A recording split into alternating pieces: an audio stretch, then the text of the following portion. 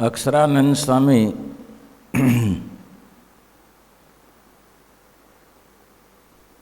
વાત ઉપર વાત લખતા એમ કહે છે, ગઢપુરમાં દાદા ખાચરના દીકરા, એક અમરા ખાચર ને બીજા બાવા ખાચર. એટલે સ્વામીના દર્શને આવ્યા. તેમના સ્વામીએ દ્રષ્ટિ માંડીને જોઈને બોલ્યા, આ તો સાક્ષાત અંબરીશ રાજા જેવા થશે. ભક્તજનો, અત્યારે જે દેવની મિલકત ગઢપુરમાં હંચવાઈ છે એ બધી અમરા ખાચરે હાંચવી. બાવા ખાચરને અડધી વસ્તુ આવી અને અડધી વસ્તુ અમરા ખાચરને આવી.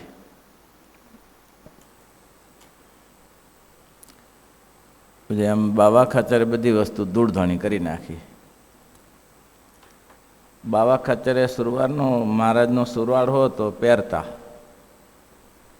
કોઈ કે આ મહારાજનો સુરવાળ તમે પહેરો છો, પ્રસાદી ન કહેવાય. તો કે શું કરાય તો કલ્યાણ થાય? તો કે અડીએ તો કલ્યાણ થાય, આમાં આંખે લગાડી તો કલ્યાણ થાય. તે બાવો ખાચર કે આંખે લગાડી તો કલ્યાણ થાય, તો પહેરવાથી તો કેવું મોટું કલ્યાણ થાય. તો પહેરી ન નાખીએ. જરકસી જામો મહારાજ પહેરતા, એ કોઈ આમ અડીને કલ્યાણ કરે એને કરતાં પહેરીને તો કેટલું મોટું કલ્યાણ થઈ જાય. કે માટે આ બરાબર છે. આમ બધું કરીને આ નાનજી ભગત એક દિવસ નાનજી ભગત ધામમાં ગયા. મોચી હતા. વર્ષો પહેલાં 45-50 વર્ષ પહેલાં વાત કરેલી કે જેટલી મિલકત સંચવાઈ રહી, મહારાજની પ્રસાદી સંચવાઈ રહી. અને આજે જે શરૂઆતમાં તો કેવું હતું, નિત્યાનંદ સ્વામી, સુકાનંદ સ્વામી, મુક્તાનંદ સ્વામી ને પ્રેમાનંદ સ્વામી ને ગોપાળાનંદ સ્વામી, 5-6 સંતો હતા. બીજા તો બધા ભજન કરતા, બહુ વહીવટમાં ભાગ નહોતા લેતા. અને મોટા સંતોય વહીવટમાં ભાગ નહોતા લેતા બહુ. શ્રીજી મહારાજ ગયા પછી મંદિરનું કામ અધૂરું હતું, એ મૂરજી બ્રહ્મચારી કરતા હતા. કોઈ સંતો કામ નહોતા લેતા. આ તો પછીથી પેલું જે દાદા ખાચરના દરબારમાં જે વહીવટ ચાલતો હતો, એ મંદિરનો ને દરબારનો વહીવટ ભેગો ચાલતો હતો. બંને ભેગું ચાલતું હતું. પછી ગોપાળાનંદ સ્વામીએ કહ્યું કે દાદા ખાચર, તો કે હા, હવે શ્રીજી મહારાજ પૃથ્વી ઉપર નથી, અર્ચા સ્વરૂપે છે. હવે તમને અગડમ બગડમ થશે. મંદિરનું ને આ ભેગું ને અલગ કરી નાખો. પછી ગોપાળાનંદ સ્વામીએ વહીવટ અલગ કરી આપ્યો. ત્યાં સુધી બધું દરબારનું ને મંદિરનું આવક ને જાવક બધું એકને એક ચાલ્યા કરતું હતું.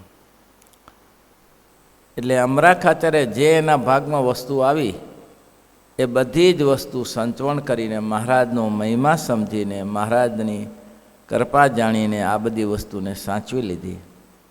એટલે મહારાજે કહ્યું કે અમરા ખાચર તો અંબરીશ રાજા જેવા થશે. ગોપાળાનંદ સ્વામી જે બોલે તેમાં કંઈ ફેર ના પડે.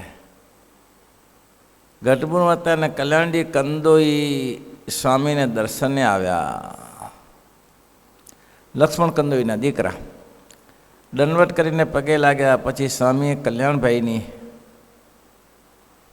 આંખ ઉગાડી જોઈને બોલ્યા, છે ઓળખ્યો ઓળખ્યો એમ કહીને બોલ્યા, આ જીવ બહુ બળિયો થશે. પછી સ્વામીના પ્રથાથી એકાંતિક ભક્ત થયા.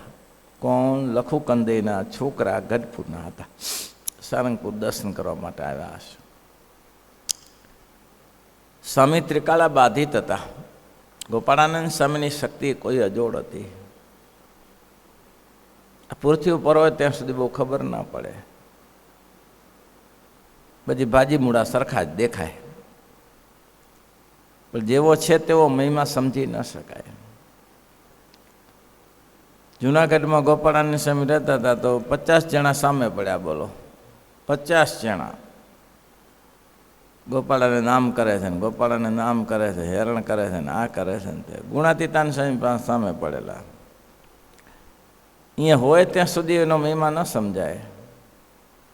ગયા પછી બધી વાતો થયા કરે. એટલે ભગવાનની મૂર્તિમાં એમ કહ્યું ને કે બે વસ્તુ સમજી લેવી બહુ કઠિન છે. પ્રત્યક્ષ ભગવાન હોય ત્યારે એ ભગવાનપણાનો ભાવ લાવે, ભગવાન જ છે. ગાંડાની પેણે કરે કે ડાયાની પેઠે ચરિત્ર કરે, પણ ભગવાનના ચરિત્ર છે. અને ભગવાન આ પૃથ્વી પરથી અસદૃશ્ય મૂર્તિ અર્ચા સ્વરૂપે રહ્યા પછી અર્ચા મૂર્તિઓને વિશે ભગવાનપણાને પ્રત્યક્ષ ભાવના કરી કે પરમાત્મા છે. બહુ કઠિન છે.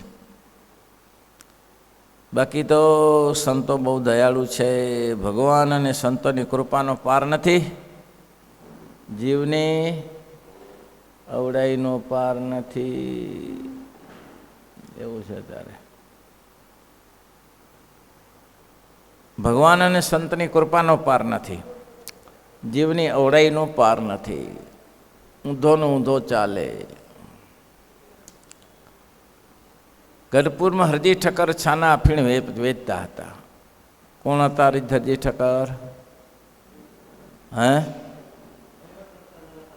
હા, કારભારી હતા. હરજી ઠક્કર, લાધા ઠક્કર, ત્રીજા બોલો. બે પ્રસિદ્ધ હતા, એના નામ આવડે, ત્રીજાને રામ ઠક્કર. હરજી ઠક્કર અને લાધા ઠક્કર મહારાજના કારભારી હતા. રામ ઠક્કર બોલેલા એ પેલા નહીં માજીને કીધેલું કે તમને મહારાજને હુનામણ આપવું હતું તો નાનું આપવું હતું ને મોટું શું કર આપ્યું? એ રામ ઠક્કર. હરજી ઠક્કર ને લાધા ઠક્કર તો બે ભગવાનના એકાંતિક ભક્ત હતા, મહારાજ માટે સમર્પિત હતા. પોતે કંઈ ગઢપુરના નહોતા, પણ બહારના હતા. વહીવટ મોટો હતો, પોતાનું વહીવટી તંત્ર મોટું. પણ એક ભગવાનને રાજી કરવા માટે શ્રીજી મહારાજે એકવાર કહ્યું કે તમારી અમને વહીવટમાં જરૂર છે. તે દિવસે એમ કહેવાય કે લાખ રૂપિયાની ઉઘરાણી છોડીને મહારાજની સેવામાં આવેલા ત્રણ ભાઈઓ. રામ ઠક્કરને તો એટલો મહિમા ન સમજાણો, હરજી ઠક્કરને લાધા ઠક્કરને તો પૂરેપૂરો મહિમા મહારાજનો હતો. એટલે મહારાજને આ અફીણનો ધંધો કરતા હતા ત્યારે એવું ચાલતું તો હશે ને? નહીં. શ્રીજી મહારાજ ગયા પછીની વાત છે. ધંધા બધા ચાલતા હશે. પછી એ પણ ઘણું બધું થયું. લુણાવાડામાં કાશીદાસભાઈ તમાકુનો ધંધો કરતા, જબરજસ્ત પેઢી તમાકુની.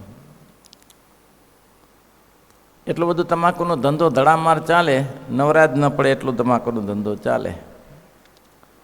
મહાપુરુષનો સમાગમ થયો એટલે મહાપુરુષ દાસે કહ્યું કે કાશીરામ? તો કે હા જી સ્વામી. ભગવાન ભજવા છે? તો કે હા. મહારાજના અક્ષરધામમાં જવું છે કાશીરામ? તો કે હા. આ હું લપ કરવાની? તમે તમાકુ ખાતા નથી ને લોકોને ખવડાવો છો. પણ સ્વામી તો કે આપણે ન કરે તો બીજા કરે, બીજા કૂવામાં પડે તો આપણે ચા કૂવામાં પડવાનું છે.